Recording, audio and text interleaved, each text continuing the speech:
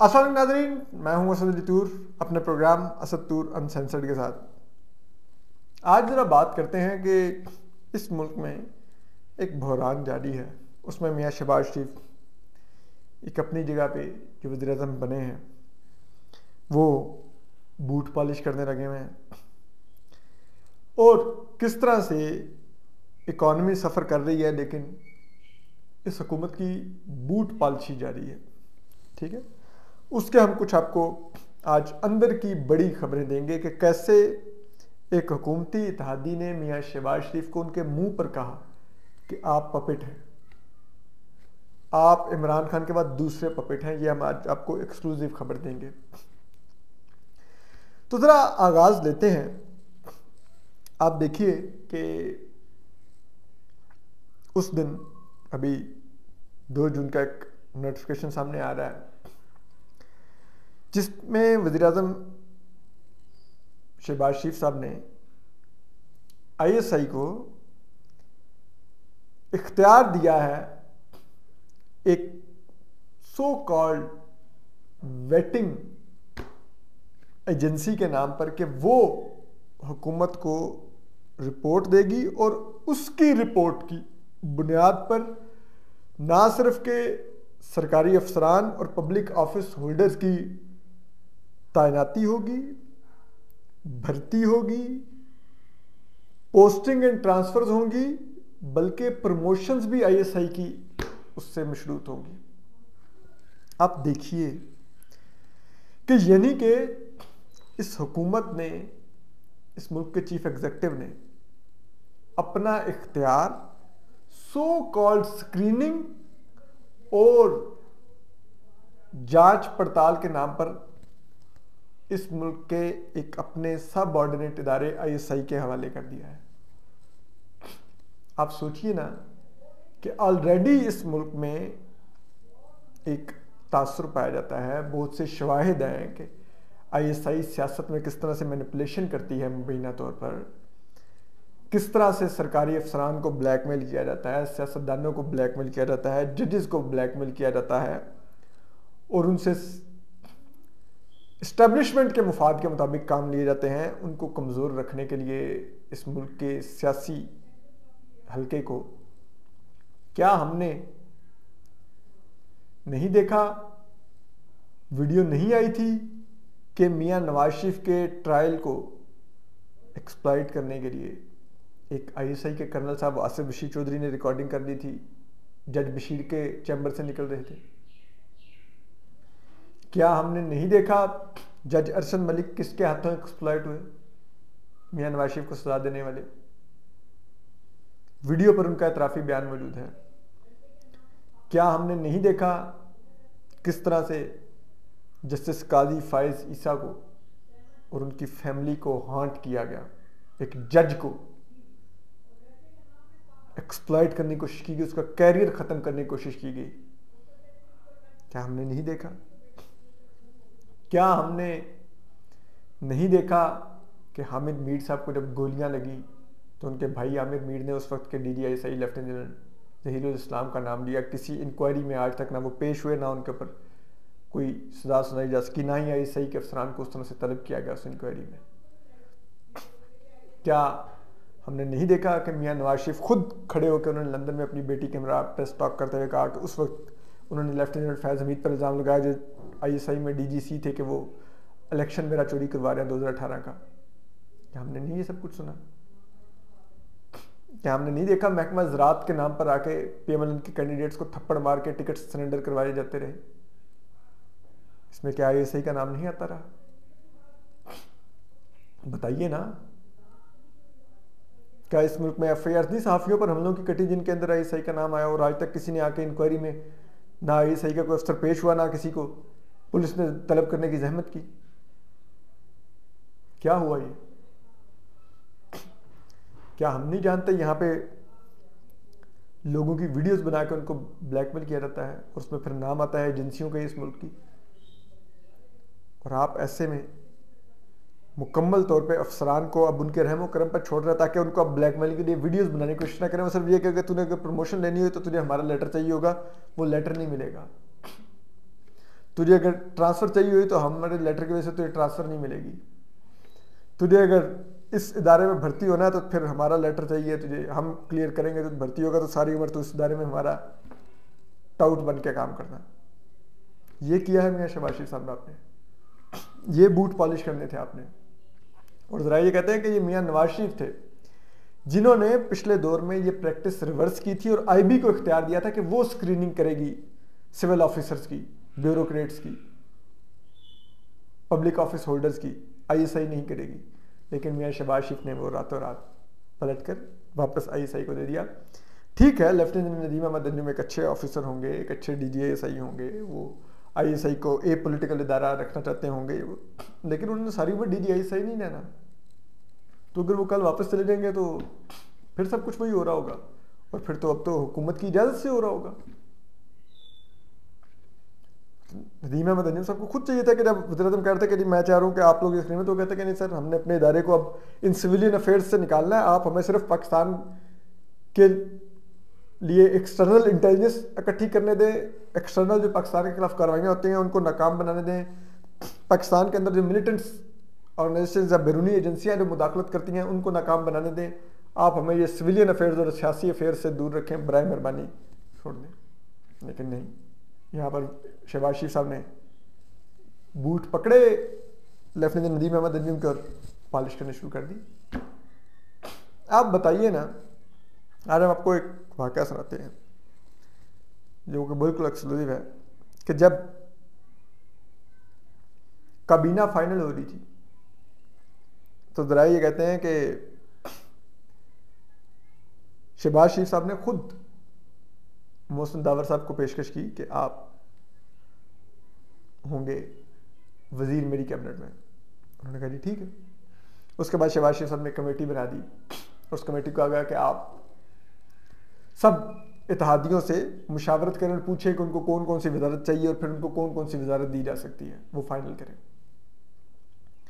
उस सिलसिले में ख्वाजा साद रफ़ीक साहब कहते हैं कि मोहसिन दावर साहब से मिलकर गए। उस मुलाकात में कहते हैं कि अफरा साहब खटक भी थे, बुशरा गौहर साहिबा भी थी और दीगर लोग भी थे। ये आए, इन्होंने आकर वजारत पूछी, डिस्कस हुआ, चले गए। उसके बाद ज़रा कहते हैं कि ख्वाजा साद रफ़ीकी फिर मिलने आए और उन्होंने कहा कि जी आपके नाम पर ना इस्टेब्लिशमेंट को एतराज़ है, तो हम बड़ी मुश्किल पेश आ रही है, तो हम कुछ करते हैं कोशिश, तो कुछ हम कर रहे हैं उनसे बातचीत अभी। तो वो कह रहे हैं कि नहीं, इनको वज़ीर नहीं बनाना, तो हम बातचीत कर रहे हैं, तो आपको बताते हैं। ठीक है। उसके बाद वो कहते हैं कि एकदम से हमें पता चला जी कि सुबह ऑथ टेकिंग है और जो वज़रा ऑथ ले रहे हैं उसमें मेरा नाम ही नहीं है। मैं चुप हो गया। ज़रा ये कहते हैं कि वो मोहसिन दावर साहब चुप हो गए। अब वो ज़रा ये कहते हैं कि मोहसिन दावर तो चुप हो गए, ऑथ टेकिंग होगी। उसके बाद शहबाज शरीफ साहब ने ज़रा ये बताते हैं कि मोहसिन दावर को मुलाकात के लिए बुलाया पीएम ऑफिस में। वहाँ पे उनके साथ ज़रा ये कहते हैं यही अफरा साहब खटक साहब भी थे जो कि साबिक सेनेटर हैं, और बुशरा गौहर साहिबा भी थी जो कि साबिक सेनेटर है, और ये दोनों मोहसिन दावर साहब की सियासी जमात का हिस्सा हैं। उसमें कहते हैं कि शहबाज शरीफ साहब ने उनको खुल के कहा कि मैं तो आपको वज़ीर बनाना चाहता था, लेकिन क्या करूं, आर्मी चीफ ने एतराज़ कर दिया है। और वो तो बिल्कुल छत से लग गए थे। उन्होंने कहा कि ये मोहसिन दावर को वज़ीर नहीं बनाने दूंगा।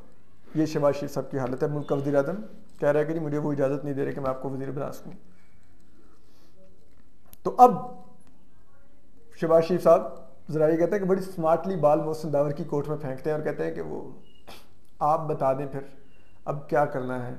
अगर आप कहते हैं तो मैं आपको फिर भी वज़ीर बना दूंगा, लेकिन फिर आपको पता है इस्टेब्लिशमेंट से लड़ाई हो जाएगी, फिर उनसे आंखों में आंखें डाल के फिर चलना पड़ेगा, और फिर आपको पता है वो किसी का फ़ायदा नहीं होगा, सबका नुकसान हो जाएगा। या दूसरा ये है कि आपको वज़ीर नहीं बनाता तो ताकि ज़रा हम मामलात आगे चला सकें, इस्टेब्लिशमेंट के साथ मिलके हुकूमत चला सकें। तो ज़रा ये कहते हैं मोहसिन दावर ने तो सिर्फ इतना जवाब दिया कि शहबाज शरीफ साहब, मैंने तो आपको वज़ीर बनने के लिए दरख्वास्त की भी नहीं थी, आपने खुद मुझे कहा था कि वज़ीर बन जाओ मेरी कैबिनेट में। तो जब आप ऑफ़र कर रहे थे तो आपको नहीं पता था कि इस्टेब्लिशमेंट का इस पर क्या रद्द-ए-अमल होगा।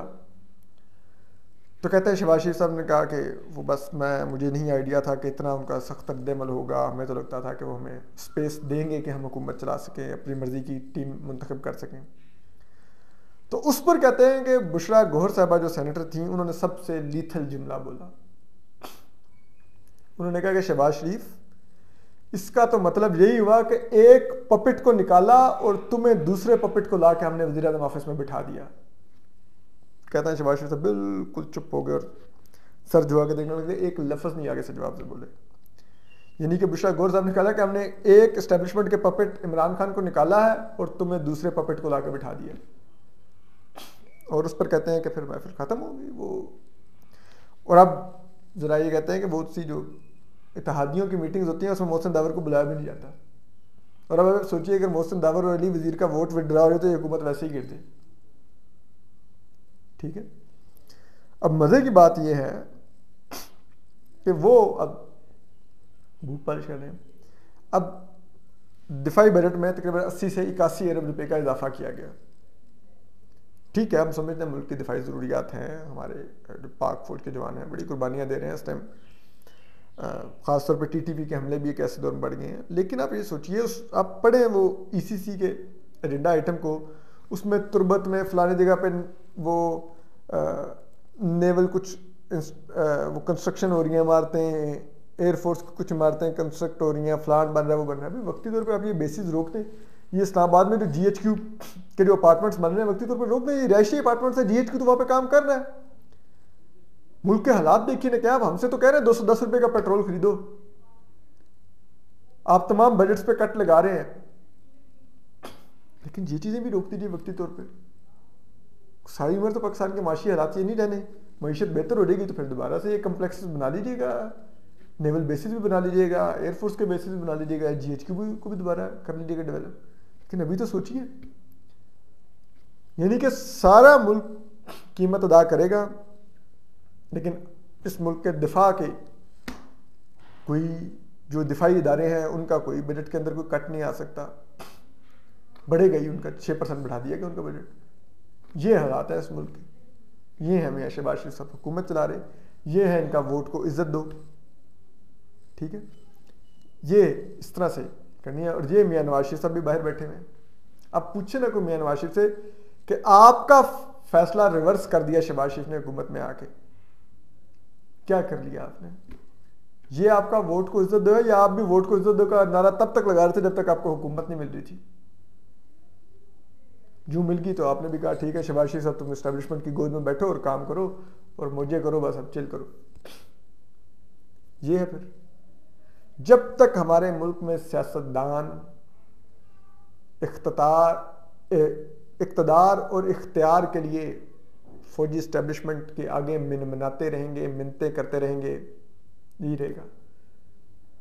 आप देखिए ना, इस हुकूमत ने आके इस्टेब्लिशमेंट, इमरान खान की सूरत में इस्टेब्लिशमेंट दीवार से लगी हुई थी कि उन्होंने एक तजर्बा किया, वो तजर्बा उनके गले की हड्डी बन गया। इमरान खान ना वो निगला जा रहा था ना वो उगला जा रहा था।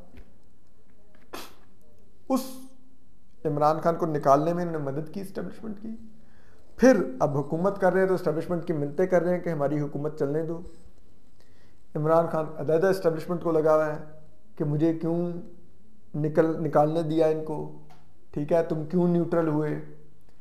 मदनी के तमाम की तमाम सियासी शराफिया ने इस्टेब्लिशमेंट जिसकी गिरफ्त कमज़ोर हो गई थी मुल्क के अंदर, जो एक रिएक्शन था इमरान खान तजर्बे की वजह से, उसकी गिरफ्त इन लोगों ने दोबारा स्ट्रांग कर दी सिस्टम के ऊपर। अब हर कोई ये खुल के मान रहा है कि इस्टेब्लिशमेंट ही है, अगर मुल्क और इस हुकूमत को चलने देगी तो चलने देगी, हमारे हाथ में कोई इख्तियार नहीं। और सारे उनकी तरफ देख रहे हैं, वो सुकून से बैठे हैं। वो दोबारा से उनका जब दिल करता है वो इमरान खान साहब को भी मुंह लगाते हैं, जब दिल करता है शहबाज शरीफ साहब को मुंह लगाते हैं, जब दिल करता है जरदारी साहब को मुंह लगाते हैं, जब दिल करता है वो नवाज शरीफ साहब को मुंह लगाते हैं, जब दिल करता है मौलाना फजल रहमान को मुंह लगाते हैं, जब दिल करता है MKM को भी कोई छोटा मोटा थपकी दे देते हैं जब दिल करता है। तो बाप तो है ही उनकी, जब दिल करता है। तो ये हालात है इस मुल्क के अंदर। तो आप देख लीजिए फिर इस मुल्क का क्या मुस्तकबिल है, क्या इस मुल्क की जमहूरियत का मुस्तकबिल है। वो नुसरत जावेद साहब कहते हैं कि अगर ज़रा सी भी इज्जत है, गैरत है इस मुल्क की सियासतदानों में, तो शहबाज शरीफ को चाहिए कि इलेक्शन में चले जाए, ताकि इस मुल्क में कभी तो कुछ थोड़ी बहुत सियासतदानों की इज्जत रह जाए। वरना अब तो आपने इज्जत ही ख़त्म करवा दी ये काम करके। इमरान खान को निकाल कर अब जिस तरह से बैठ के बूट पॉलिश कर रहे हैं, ये रह गया इस मुल्क के अंदर। तो बहरहाल क्या रह गया पीछे? रह तो कुछ भी नहीं गया। हम 210 रुपये का पेट्रोल लेंगे और शहबाज शरीफ साहब बैठ के बूट पॉलिश करेंगे। ये है इस मुल्क का मुस्तकबिल। ये ख्याल नहीं है कि आवाम पर बोझ मत डालें, कहीं और कट लगा लें। तालीम का बजट देखें और अपना दिफाई बजट देखें, हेल्थ का बजट देखें और अपना दिफाई बजट देखें, अपना तरक्याती बजट देखें और अपना दिफाई बजट देखें। जो सिर्फ 80 अरब रुपए का जो दिफाई बजट में इजाफा किया है, वो पाकिस्तान के पार्लियामेंट के फंक्शन करने के बजट से कहते हैं कि 9 गुना ज़्यादा बजट है वो। तो पार्लियामान कितने में चलती है? और बाकी 12। अपना ख्याल रखिए, सलामत रहिए, अल्लाह हाफिज़।